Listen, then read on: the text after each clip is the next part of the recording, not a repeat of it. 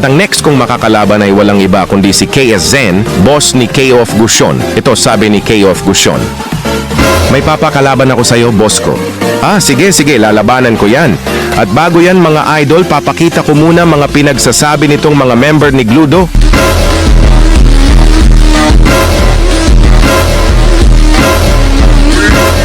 Sa bagay kung ano ang ugali ng puno, ganun din ang ugat.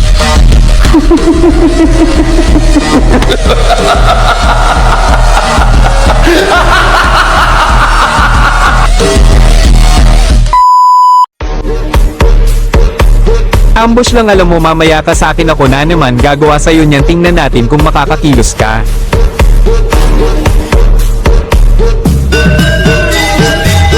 Sige, todo muna lahat ng lakas mo kasi mamaya lulupay-pay ka na sa akin.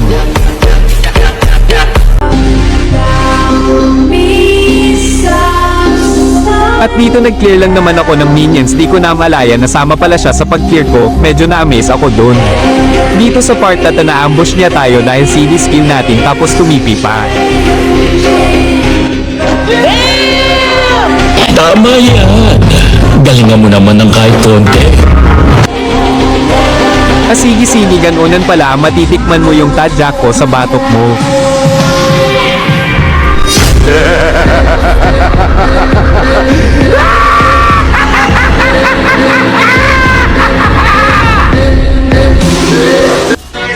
Pwede na nga yan, tinatago mo pa yung buff mo pero di ka pa din nakailag.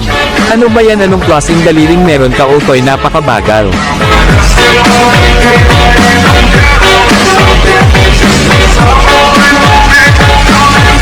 Dito wala akong skill pero parang takot na takot siya sa akin, low HP na nga ako eh.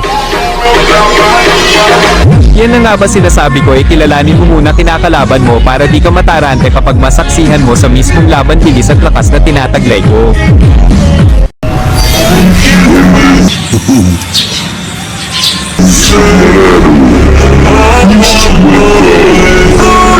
Bigla ka na lang talaga naglaho sa paningin ko, second skill pa lang yung boy.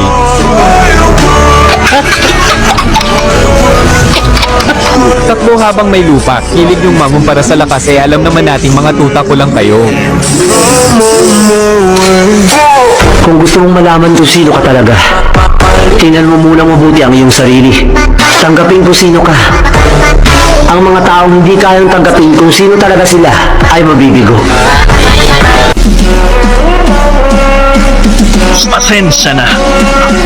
Hindi pa ipinanganganak ang tatalo sa akin.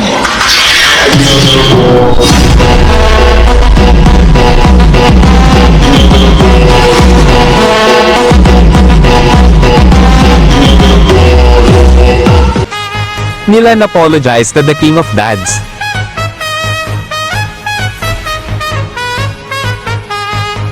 Ah!